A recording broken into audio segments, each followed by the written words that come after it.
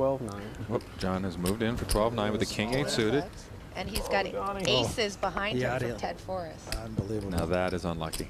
Well, we know he's going to be racing, and it's not going to be much of a race. He's going to really have to catch some cards here to survive. Or he will be our 6th place Now, if finisher. Ted flat calls, we'll see what Daniel ends up doing with the ace-queen behind him. If Ted just calls, which would be a pretty standard play here, because 12 over 12,000 is a large open, and just he's got D'Agostino already all in to his right, and this would be a standard isolation play where Daniel may want to raise Ted out to be able to play heads up against the all-in player. And if he does, he's not going to like it here. Obviously, being a huge dog to I'm going to call. So. Daniel's also calling. I am not going to call. I would say many pros probably would have re-raised and gotten into very big trouble here. Now Daniel needs to hope that a queen or an ace doesn't call here. Tell you what I'm going to do. I'm going to check in the dark. Daniel's checking dark. I'm going to check in the dark. Okay, without even looking at the flop, Daniel has checked to Ted. Triple up dealer. There is no money in the side pot at this point. Very unlikely to see any bluffing here. That flop is good news for Daniel. Pre-flop, Ted Forrest just calling with the aces. What do you think? It's interesting. In some ways, I don't mind it because we can set up a squeeze once in a while. Although you think a hand like Negreanu has, like ace queen, it's perfect to 3-bet. Neither of these guys 3-bet. If Negreanu isn't going to 3-bet hands like ace queen, then maybe we should be 3-betting more of the time with aces anyway. If we can't like set a trap, a quality pre-flop trap, it feels like it's not working. Yeah, it does feel like it's not working. Now, ace queen is a bit of an awkward hand to 3-bet with the stack size that Negreanu has. I mean, you have to fold if Forrest 4-bet shoves. Yeah, you do. And you forfeit a lot of your stack in that case. Now, that's not a scenario that's going to come up that frequently. I do think Forrest's call is a bit more normal than Daniel's call. You'd expect because Daniel's out of position. Forrest has a lot of hands that are going to have to fold. Like the other ace queens of the world are going to have to fold. Ace jack suited, ace 10 suited might be in there. Yeah. Pocket pairs that are smaller than 10s are going to have to fold, probably for sure, if Negreanu puts in a reasonable 3-bet. And Negreanu's going to be out of position against a good player post-flop. I think that non-3-bet is a little bit more surprising than Forrest. I agree. I mean, actually, one of the things I generally will do is call with my entire range in these spots. When I'm in Forrest's spot, the first guy in after an all-in. So I understand that, and it sort of disguises the whole range that way. But yeah, Negreanu not 3-betting to me, even though it would put him in an awkward spot where he'd get 4-bet. Not really awkward, just a poor spot. Yeah, bad spot. Like, so what? It almost never happens. Where if we 3-bet, we win. We create a situation where we're getting 2-1. Yeah. Against the all-in hand, which we're way ahead of range-wise, right? Yeah, so it's a little odd, but Negreanu, especially in that era, was a guy who likes to see flops. Yeah. So I guess he's going to do that, and we do see a flop, and we see 2 checks here, which Negreanu's check makes perfect sense. He's probably just going to fold if Forrest bets most of the time, unless it's tiny. Forrest checking back. I kind of love it. I kind of really love this check back. I think this is the only way to get value from the majority of Daniel's range. I mean, this was at a time when I think people mostly didn't bet in these spots at all unless they had it. And so what can Daniel call with here, right? If we think about the range that he has, like hands that he could have that he could consider calling with would be 9s, 8s, and 7s probably, right? Maybe pocket 10s. And you'd expect that at least some of the time he'd 3-bet those pre-flop too. Yeah, and I think he might be folding pocket 7s and maybe even pocket 8s. He probably has to hold on with 9s and 10s at least for one street. Right, because what is Forrest really doing? Is he really going to just bet ace-jack suited here just to like get the dry pot? I don't think so. I don't think so either. That's just not how they played back then. Right. Or even now, by the way, but certainly not back then. So I think Forrest is giving himself a great chance for Negreanu to either improve or take a shot if he feels like he needs to protect some equity with a good ace high later. So I think I like this check from Forrest. Do you agree? Yeah, I do. We're not afraid of Negreanu having a 6. This is not a fear-based check at all. I guess Negreanu could have pocket 4s, but whatever. Negreanu basically has 0 6s in his range when he flats from the small blind. Right. Who wants to play with Ted Forrest and Daniel Negreanu? You do! Well, they might be playing on Nitrogen. I don't know. A lot of the players are named Satoshi because it's a Bitcoin-only poker site. It's very exciting. It's wonderful. And you have great deals, Jonathan. Poker Guys-related deals. Tell them about it. Yeah. Well, we have our monthly tournament where they put in way too much money, and there's always an overlay because they max out the number of players. There's literally thousands of dollars worth of free money every single month. You only get that, though, if you sign up using the link in our pinned tweet. Check it out. Also, of course, they have sports betting. They've got casino games. You've got the whole doggy. Get on in there. Oh my God. That's disaster for Daniel Negreanu right there. What an amazing check that Forrest just made there on that flop, knowing there really wasn't any need to get Daniel out of the pot. Ted calls. Ted just calls with aces full.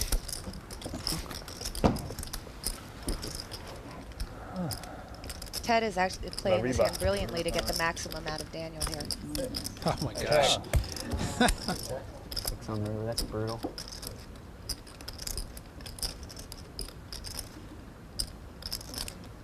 I think that Daniel is checking, thinking that Ted would bluff You're not here. seriously thinking about sticking it all in, are you? I also think that Ted is I saw him do this on upset. TV once He's where pretty sure he had the same hand as that the other guy, and then he sorry, just stuck it Daniel all is in. pretty sure that Ted Yeah, has to at get least an 10. ace. There really wasn't much reason for Ted to call there. But Beautiful play. Daniel's assuming that his kicker was good. So he's upset about that 6 falling on the river because that would give Ted a tie if he had a worse ace. But we know that Ted has aces full. We know also Ted doesn't think that Daniel would have to have the case ace here, the last ace in the deck, to be able to call Ted. But also Ted knows that Daniel could have the last 6, which beats Ted. So this is actually a tough spot for Ted to even bet. And he checks. An unbelievable hand here. Really? Whoa! This is What in the world an are you doing? unbelievable escape by Daniel. Yeah, that Well, that went strangely. Speaking of strange, let's just go back in time a little bit and talk about the sizing on the turn, which I don't think the commentators caught here. When Negreanu bet 3K into 41K on the turn with aces up. What is up with that, Jonathan? It's a little strange, actually. I don't think I like it. I imagine Ted Forrest is folding any hand that doesn't have an ace in it anyway. Right. And probably if somehow he has a bad ace, he's folding, but she doesn't because he called in early position, right? So he's got good aces. Negreanu's beating a lot of those good aces. He's beating ace 10, ace jack, right? Yeah. So why not bet more and get value out of those hands? Like, why wouldn't we want to try and get value? We're folding out. If somehow Forrest check back pocket nines, he's folding now when we bet the ace for sure. Yeah. So I just don't know why in the world Negreanu wouldn't bet more here. Right. If you're afraid of Forrest making a very conservative fold with ace 10, then maybe bet 12K instead of 3K. Right. You know, it just seems like it's a non-bet, and you don't really expect Forrest to be like, well, that's not enough. I got to raise with ace jack now. He's probably just going to call with ace jack anyway. Honestly, if Forrest raises, I think Negreanu's going to fold anyway Right. because it's too strong Yep. in this spot. Yeah. So I agree. I don't like that very much. What do you think about Forrest just calling the 3K? Do you think he has to put in more money with such a big hand at this point? I mean, it's a weird spot, right? In some ways, I would be very concerned, like we were saying, if we raise that Negreanu's just going to fold a hand like ace queen even. And how do you think Negreanu could ever have a better hand than ace queen here unless he has pocket fours exactly? Right. Pocket fours would be losing value against, but we can get value against that on the river almost always. Now, it turns out not on the 6 river. Yes. But any other river except a 6 or an ace, we should be able to get huge value against pocket fours, like probably 2 streets, right? Like he bets, we raise, he calls. Yep. That's pretty good. So I think it's okay to just call here, but it's also really fine to raise. I would want to raise because it's such a tiny bet, and maybe we don't have to raise huge. Maybe we get called if we make it 10,000 or 12,000, right? It might be one of those bets by Negreanu that we just treat like a check. Like Yeah. instead of getting in all this stuff in the metagame and everything, just think, okay, let's just pretend that's a check and act accordingly. That's, you know what? I like that better. Yeah. I like that better. Yeah, I think we should do that. We should raise. We don't have to raise massively. If it's 12K, Negreanu's probably going to sit there and think like, well, I probably can't fold ace queen for 9K more. It's just Right. not very much. It's 4 blinds, right? Like, come on. Of course I have to call, and then we'll figure it out on the river. Like, I hope he doesn't have ace king, but everything else I should be fine against. Speaking of that river, Yeah. it's that 6 right there, which obviously Negreanu is, I think, genuinely upset by because now he believes he's chopping with what was previously an inferior hand. That's what he thinks. And he says this, 6 on the river. That's brutal. and he keeps going on, and the Negreanu histrionics are there.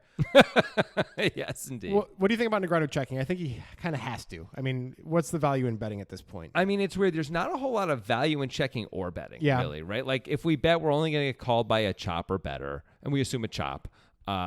If we check, we assume Ted doesn't have anything worse than an ace anyway. We assume we just can't make any more money no matter what we do. So I don't hate the check.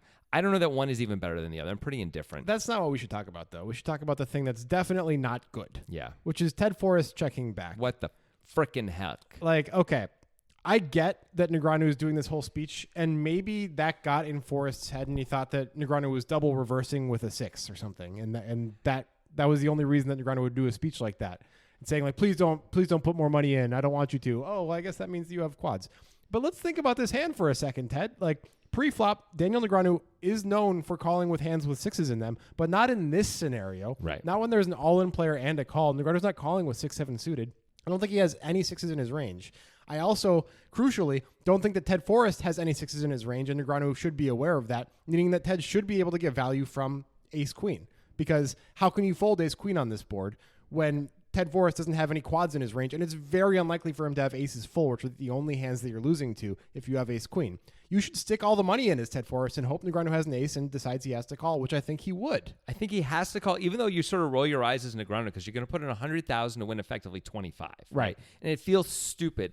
But at the same point, you feel like I'm always chopping, right? Like I'm always chopping. Of course, I can't just give up these, what is it? It's like 14 blinds, 16 blinds, I guess like 16 or 17 blinds. I have to call to get the 16 blinds. Like that's just the deal. Like I don't see how Negreanu can really find a fold here. It would be a spectacular fold if he made it. And he loves to call. He's standing Negreanu. We have to give him a chance. We certainly can't bet nothing. Right. Even if we don't want to go all in, even if we think he's going to make some great fold, we can bet 40,000. He's forced to call, isn't he? I mean, Forrest got out in his own head or Negreanu got in his head because ultimately, for me, it comes down to, as Ted Forrest, we should know that Negreanu has no sixes in his range, and we should know that Negreanu knows that we have no sixes in our range, and that's enough that we should just be putting in a big bet. Even if somehow you believe Negreanu's got a tiny bit of sixes in his range, somehow, he has more aces in his range. Yes. That's just true. Yes. There's no chance Negreanu, even though we have 2 aces in our hand, there's 3 sixes on the board. There's only 1 6 left in the world anyway. Pocket sixes, which would be Negreanu's most likely version of having a 6, doesn't exist anymore. Like, it's an ace much more of the time than it's a 6, if it's ever a 6. This is such an obvious bet. I can't believe Ted Forrest didn't Neither make can it. I, because he's a very good player and he knows what he's doing. Right. He's really good. But I think, like you said, he got in his head. He double reversed himself. Yep. And the speech confused. I guess he thought Negreanu was just going to fold if he bet. But Negreanu has an ace. He's going to call. You know, we were not enamored with Negreanu's bet sizing on the turn for sure. And while we could talk about that, and you guys are welcome to comment on that, I think really all the comments should be about Ted Forrest's decision on the river. And maybe Ted Forrest's decision on every street, really, where he takes literally no aggressive actions at any point, even though he's got the nuts at one point, top full house, and 2 other streets. He almost, and effectively the nuts on every street. It's really strange, we think. Do you guys disagree? Do you think Ted Forrest can be justified? Any of these decisions can really be justified besides the pre-flop one anyway, and maybe the flop one. Should he be taking aggressive action sometime? Should he be betting, and how much should he be betting on the river? Let us know in the comments. Let us know, and also check out our podcast where we come up with all of our ideas, our values, our hopes, our dreams. It's the Breakdown Poker Podcast with the Poker Guys. Get it wherever you get your podcasts.